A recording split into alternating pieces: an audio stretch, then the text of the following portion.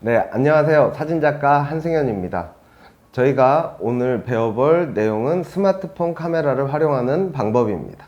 네, 저희가 일상에서 사진을 찍을 때 또는 영상을 찍을 때 이 스마트폰을 많이 사용을 하는데요. 이 여러 가지 종류의 회사의 제품들이 많이 있지만 저희가 흔히 가장 많이 볼 수 있는 S사나 A사, L사 이렇게 세 가지 제품을 위주로 설명을 해 드리도록 하겠습니다. 제일 먼저 배우실 거는 카메라의 기본적인 기능입니다. 물론 카메라 어플도 많이 있고 여러 가지 종류의 회사들의 카메라들이 있지만 여러분들이 일상에서 가장 손쉽게 접할 수 있는 기본 카메라를 한번 열어보도록 하겠습니다. 자, 기본 카메라를 열었는데요. 이 카메라에 아무것도 없으면 심심할 수 있으니까 이 이쁜 화분을 놓고 테스트를 해보도록 하겠습니다. 네. 이 카메라에 보면 뭐 라이브 포커스도 있고요. 여러분들이 꾸밀 수 있는 스티커 기능도 있고요. 이 스티커를 선택하면 내가 원하는 스티커를 고를 수도 있고 뭐 마크나 또는 이렇게 귀여운 토끼나 이런 것들도 선택을 하실 수가 있고요. 그리고 위에서 보면 전면 카메라라고 해서 보통 셀프 카메라를 찍을 때 이렇게 약간 제가 보기엔 좀 부담스러우실 수도 있겠지만 토끼나 이런 것들을 선택하실 수도 있고요. 이 스티커 같은 경우에는 효과 적용 안함을 누르면 사라지기도 합니다. 자, 그래서 이런 셀프 카메라 기능을 활용하시거나 또는 이렇게 전면 기능을 사용을 하실 수도 있습니다. 네, 이런 식으로요. 자, 그리고 후레쉬를 사용할 수도 있고요. 또는 내가 좀 더 전문적으로 찍고 싶거나 더 다양한 기능을 해보고 싶다면 카메라마다 기능은 다르지만 이 폰의 경우는 이렇게 왼쪽에서 오른쪽으로 이렇게 움직이면 뭐 셀프 또는 와이드 셀프, 아웃포커스, 멀티뷰 이런 기능도 되고요. 셀프 모드에서 나가고 나면 다시 한번 움직이면 자동 모드, 프로 모드, 파노라마, 슬로우 모션 등등을 활용하실 수가 있습니다. 그래서 제가 촬영하는 가장 많이 사용하는 기능은 보통 프로 모드긴 한데 여러분들이 초보분들이 많기 때문에 자동으로 찍는 연습을 보통 많이 보여드릴 거고요. 이제 차차 수업을 진행하다 보면 프로 모드에 있는 기능들을 각각 알아보도록 하겠습니다. 자, 이 사진을 먼저 한 장 테스트로 제가 찍어 보도록 하겠습니다.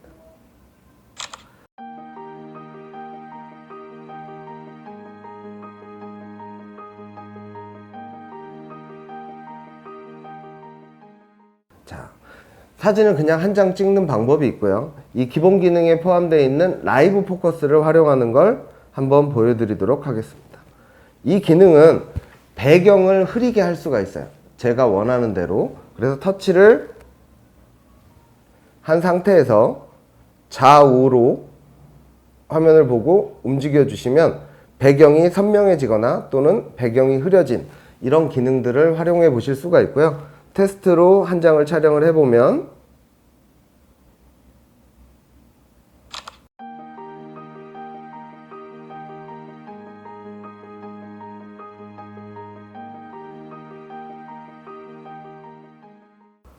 이런 식으로 내가 원하는 만큼의 배경 흐림을 사용할 수가 있는데 이 기능은 가까이에 있는 어떤 피사체를 촬영하는 것보단 인물 촬영이나 아니면 좀 멀리 떨어져 있는 것들을 촬영할 때 더 많이 활용을 하실 수가 있습니다. 자, 다른 기능을 한번 볼까요? 여기에서 메뉴 안에 들어가면 여러 가지 기능들이 있는데 오늘은 이런 기능들이 있다 정도만 배우고 넘어가도록 하겠습니다.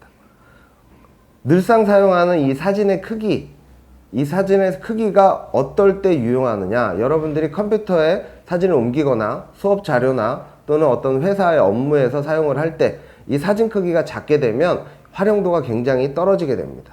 그리고 프린트를 한다거나 또는 다른 사람에게 보내주거나 메일에 전송을 할 때도 사진 사이즈가 크면 클수록 훨씬 더 활용도가 높기 때문에 여러분들이 활용 용도에 따라서 촬영하기 전에 이 사진 크기를 먼저 선택하는 게 중요합니다.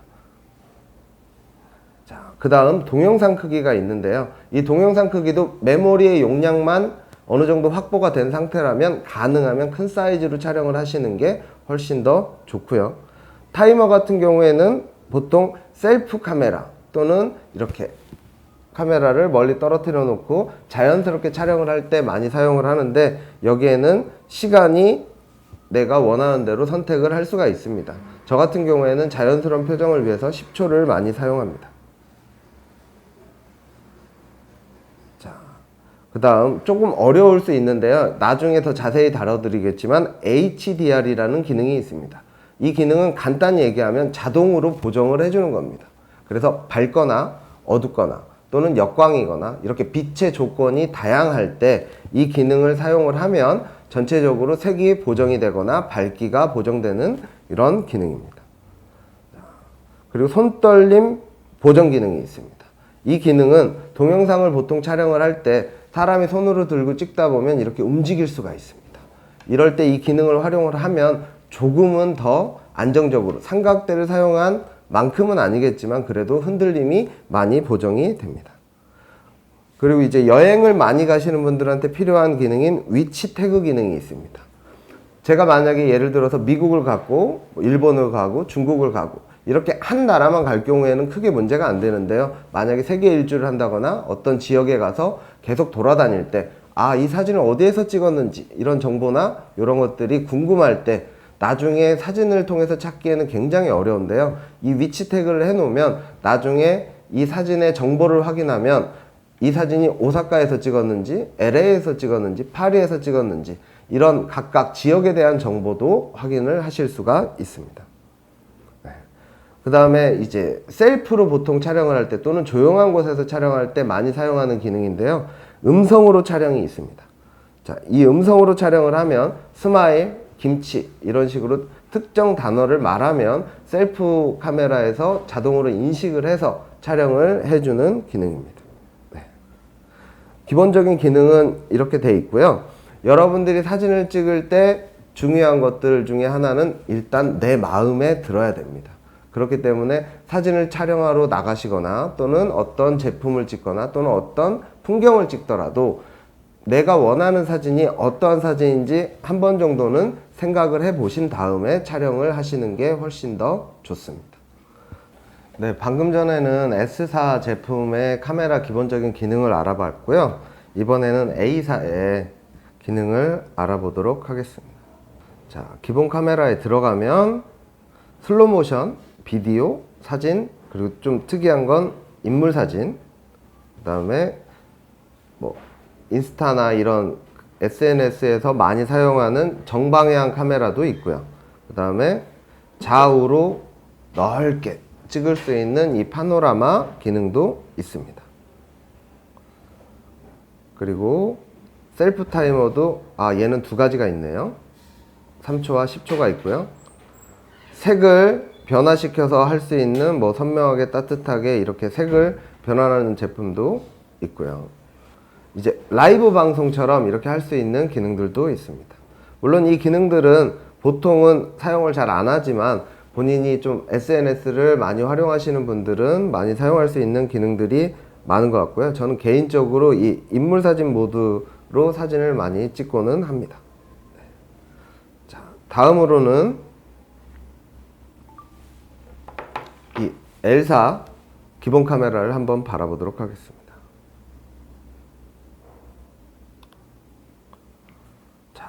L사의 첫 화면에는 다른 카메라에 없는 좀 두 개의 렌즈가 있잖아요. 그래서 얘네는 넓게 찍거나 또는 일반적인 렌즈를 사용하듯이 이제 카메라가 두 대가 달려 있어서 촬영할 때 그걸 먼저 선택을 할 수 있는 기능이 있어요. 그래서 뭐 단체 사진을 찍거나 넓은 풍경을 찍고 싶을 때는 이 기능을 활용하면 좋을 것 같고요. 얘는 첫 화면에 보통 사진 찍는 모드와 영상 찍는 모드가 있고요. 그 다음에 모드라는 버튼을 눌러보면 전문가, 영상, 전문가, 사진, 그 다음에 자동, 스냅샷, 매치샷, 시네비디오, 그리드샷. 뭔가 되게 많네요. 그래서 슬로우 모션도 있고 타임랩스도 있고 심지어 360도 파노라마도 있습니다. 그래서 이런 기능들은 나중에 차차 하나씩 전문적인 기능들은 알려드리도록 하겠습니다. 그리고 이 L사의 제품에도 색깔을 선택할 수 있는 기능들이 이제 다 기본적으로 포함이 되어 있고요. 당연히 이제 셀프 카메라나 이런 것들을 찍을 수 있게끔 전면 후면 카메라를 전환하는 것도 있고, 그 다음에 플래시를 사용하는 기능도 있습니다. 이렇게 세 가지 회사의 카메라의 기능들을 알아봤는데요. 이제 여러분들이 사진 찍을 때 제일 중요한, 제가 개인적으로 생각할 때 제일 중요한 자세를 알려드리도록 하겠습니다. 그럼 이 자세가 왜 중요하느냐? 여러분들이 스마트폰으로 사진을 찍을 때 보통 한 손으로 이렇게 촬영을 합니다. 한 손으로 촬영을 하면 일단 편해요. 대신 사진이 흔들릴 염려가 아주 많습니다. 전 그래서 가급적이면 스마트폰을 이용해서 찍더라도 이 자세를 잘 갖추고 찍는 걸 추천해 드립니다. 자, 기본적으로 세로로 찍는 방법이 있고 가로로 찍는 방법이 있는데, 여러분들이 평상시에 사진 찍는 모습을 확인해 볼 수 있는 아주 쉬운 방법은 거울을 통해서 여러분들이 셀프샷을 찍을 때 어떻게 찍는지 한번 봐보세요. 보통은 이렇게 찍습니다. 아니면 거울을 통해서 내가 보이기 때문에 멋을 부리기 위해서 이런 식으로 또는 이렇게 촬영을 합니다. 이렇게 촬영할 경우에 흔들릴 위험이 아주 높습니다. 그래서 저 같은 경우에는 어떻게 촬영을 하느냐, 제일 먼저 이 L자 모양을 만들어 둡니다. 네, 한글로 하면 니은자 모양이죠. 이 니은자 모양을 만든 다음에 엄지는 최대한 뒤로 제껴줍니다. 그 다음 스마트폰을 이 엄지 쪽으로 밀어줍니다. 이렇게 잡는 게 아니고 밀어줍니다. 그래서 이 왼손은 소위 말하는 삼각대, 또는 농구에서 말하는 왼손은 단지 거들 뿐, 이런 말도 있는 것처럼 이 왼손은 이 삼각대의 역할만 하는 겁니다. 그러면 이렇게 놓고 있으면 불안하죠? 근데 이 상태에서 왼쪽으로 최대한 밀착을 한 다음에 이 오른손으로 카메라를 감싸주면 이 손가락과 손가락이 만나기 때문에 훨씬 더 안정적으로 자세를 취할 수가 있습니다.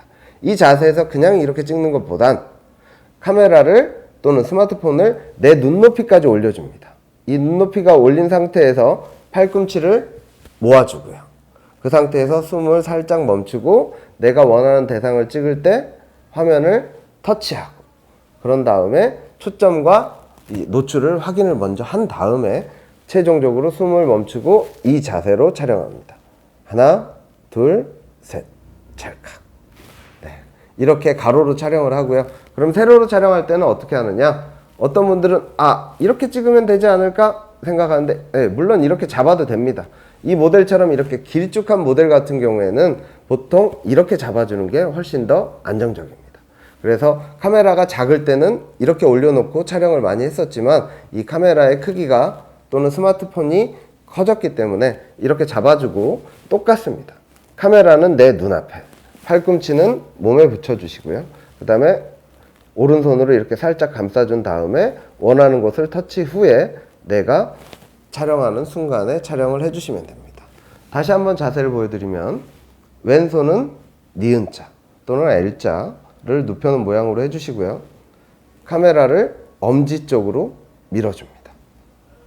밀어주신 다음에 오른손으로 감싸주고 터치를 통해서 사진을 찍는데, 이때 이 팔꿈치는 가급적이면 모아줍니다. 모아서 터치. 이렇게 촬영을 하시면 훨씬 더 안정적으로 촬영을 할 수가 있고요. 물론 서서 촬영하거나 앉아서 촬영하거나 엎드려서 촬영하거나 이런 움직이는 상황에서는 많이 달라질 수가 있는데, 기본적으로 이 손 자세만 잘 유지를 해 주셔도 훨씬 더 안정적으로 촬영을 하실 수가 있습니다.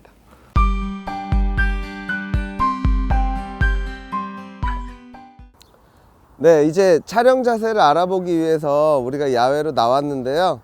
자, 혼자서 그냥 사진을 찍는 것보다 그래도 사람을 찍는 게 더 훨씬 더 쉬운 예제가 되겠죠? 자, 우리 모델분 들어와 주세요.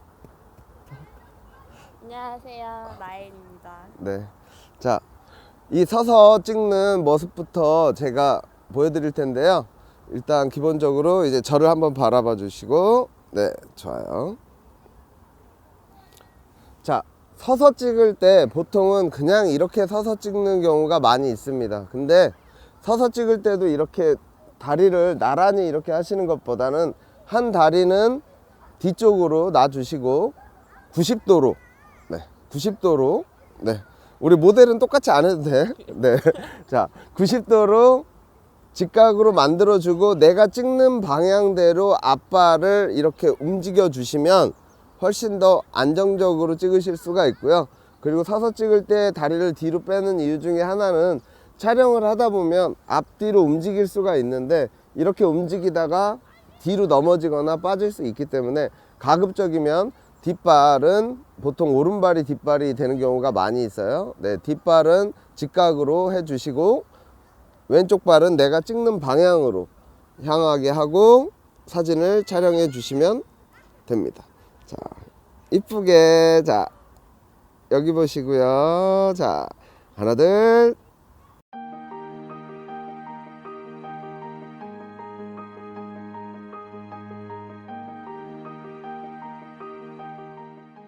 자, 고개 이렇게 반대로. 네, 좋아요.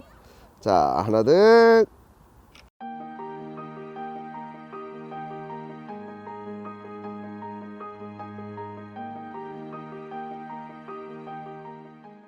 네, 자, 이거는 그냥 손쉽게 이렇게 찍는 건데 저번에 실내에서 제가 자세 알려드렸죠.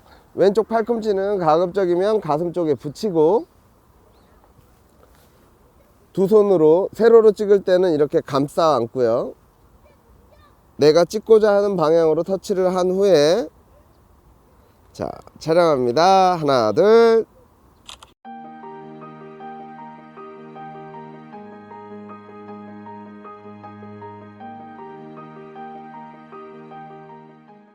네, 자, 가로로 찍을 경우에는 니은자 기억나시죠? 네, 가로로 찍을 때는 니은자로 놓고 이렇게 카메라를 바라보고 자, 여기 보세요. 자, 하나 둘.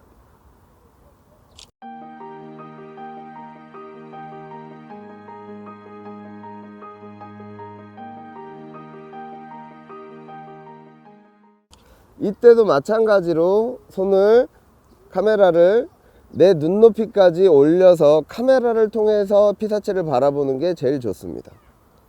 자, 스마일. 자, 하나 둘.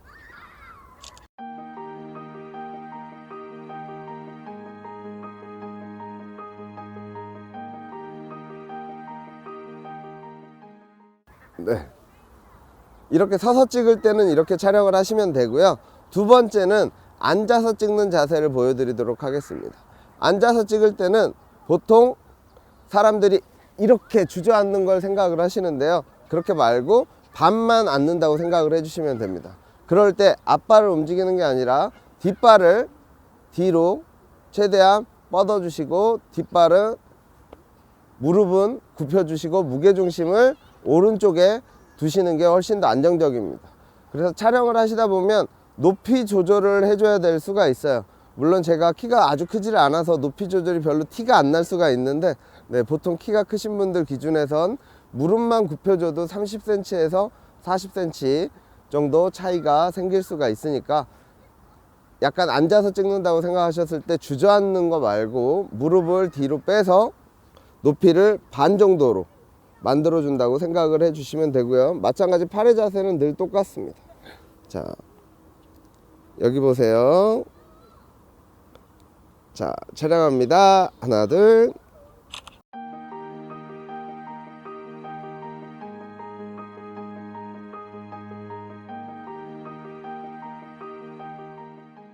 네, 자, 이렇게 무릎을 뒤로 빼주시는 게 좀 더 편하실 거예요. 그래서 만약에 더 낮춰야 된다, 그럴 때는 이제 세 번째 자세, 무릎을 바닥에 대고 촬영하는 자세를 할 겁니다. 자, 이 상태에서 무릎을 바닥에 내려놓고요. 왼쪽 팔은 가급적이면 어디에 대는 게 좋을까요? 네, 반대쪽 이 꿇은 무릎 쪽에 대고 촬영을 하시는 게 좋습니다. 그래서 보통 이렇게 촬영, 아래에서 위로 촬영하는 걸 나중에 우리가 배우겠지만 로우 앵글이라고 하는데, 이렇게 앉아서 찍을 때 팔꿈치를 내 무릎에 대고 촬영을 하시면 더 흔들림 없는 촬영을 하실 수가 있습니다. 자, 턱을 조금만 당겨주세요. 네, 카메라 봐주시고요. 자, 하나 둘.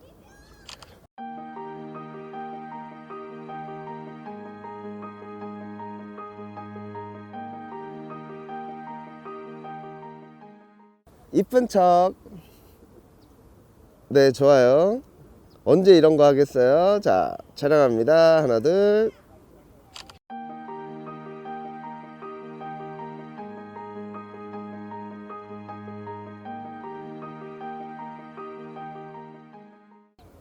네. 이렇게 무릎을 꿇고 촬영을 하면 모델이 움직인다고 할지라도 더 안정적으로 촬영을 할 수가 있는 자세고요.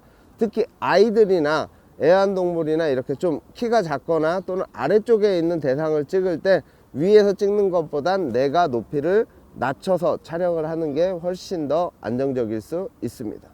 그럼 만약에 움직이는 대상을 만약에 촬영을 하면 어떤 촬영 포즈가 더 좋을까요? 가급적이면 촬영하는 사람이 움직이는 것보단 모델이 움직이는 게 훨씬 더 낫습니다. 자, 그래서 만약 가로로 찍거나 세로로 찍더라도 모델은 가급적이면 수평으로 움직여 주는 걸 추천해 드립니다. 네. 제 기준으로 해서 수평으로 좌우로 이렇게 움직이는 모델을 찍는 게 훨씬 더 쉽게 찍을 수가 있는데요.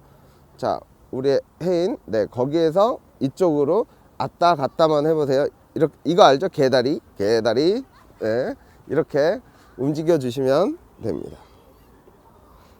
자, 움직이고 있으면 제가 찍을게요. 자, 이렇게 모델이 움직이는 방향에 따라서 내가 앞다리를 같이 움직여 주면서 촬영을 하면 훨씬 더 정확하게 정지해서 사진을 찍는 것보다 좀 더 역동적으로 촬영을 할 수가 있는데, 주의해야 될 점은 너무 빨리 움직이는 모델은 그냥 한 장씩 한 장씩 찍다 보면 흔들릴 위험이 있기 때문에 가급적이면 멈춰 있는 상태가 좋고요. 이렇게 움직이는 얘는 강아지나 아이들처럼 이렇게 멈춰 있지 않는 대상을 촬영할 때 촬영하는 방법으로 앞다리를 따로따로 움직이면서 따라가면서 찍는 게 훨씬 더 안정적입니다. 이때 조금이라도 더 선명한 사진을 찍기 위해서는 팔꿈치를 몸에 붙이는 게 훨씬 더 좋습니다. 그래서 왼쪽, 오른쪽 움직이는 대상의 속도에 맞춰서 같이 해주시면 좋고요. 말이 되거나 또는 정지가 되는 피사체는 가급적이면 안 움직이고 촬영하는 게 좋습니다. 자, 가까이 네. 자, 지금까지 촬영 자세에 대해서 배워봤는데요. 이제 우리가 야외에서 사진을 찍을 때 굉장히 여러 가지 팁이 있고 여러 가지 방법이 있는데 제일 중요한 건 뭘까요? 뭘까요? 네, 촬영 자세가 제일 중요합니다.